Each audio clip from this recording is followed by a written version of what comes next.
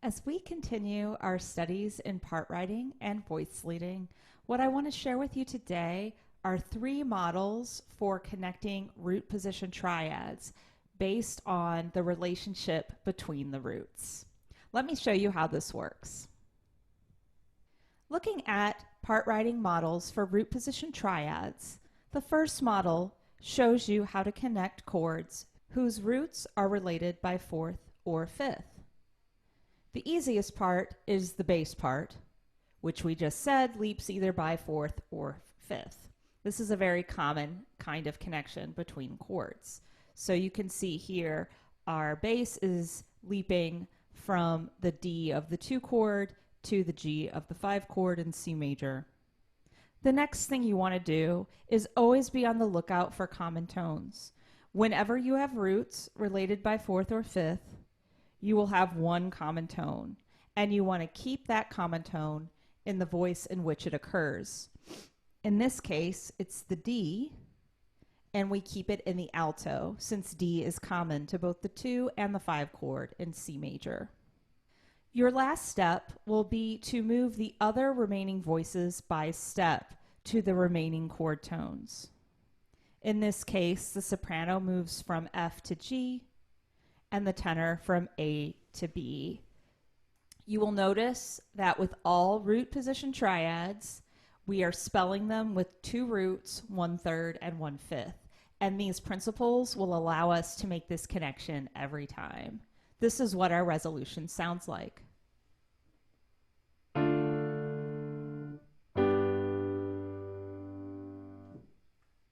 Now what we'll do is try one together, following these same principles. The first example is in D minor, and we want to connect the 1 chord to the 4 chord. So I start with the key signature of D minor, which is 1 flat. Then I'm going to write the bass line. Since these are root position chords, all I need to do is figure out what the root is of each and put them in the bass. In this case, it's going to be D going to G.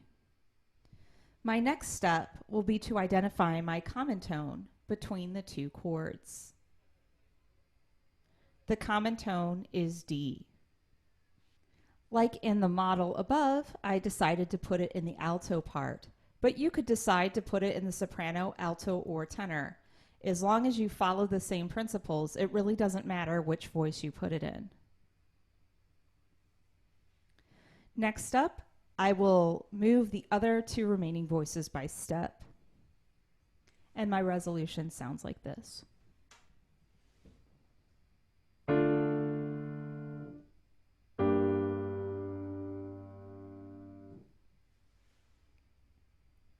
Take a moment now to pause the video and try the next 2 problems in A major and E minor respectively, and then we'll go over the answer.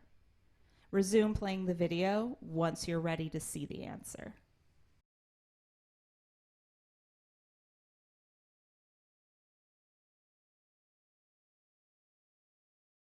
Here's what I came up with.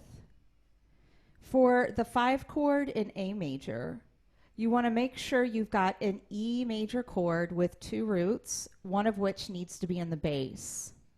That will be going to a root position A major chord, the tonic in the key of A major, which should also have 2 roots. The common tone between the 2 chords is E, and that should be featured in the same voice in both chords. Their 2 remaining parts should have G sharp to A respectively and B to C sharp respectively. My resolution sounds like this.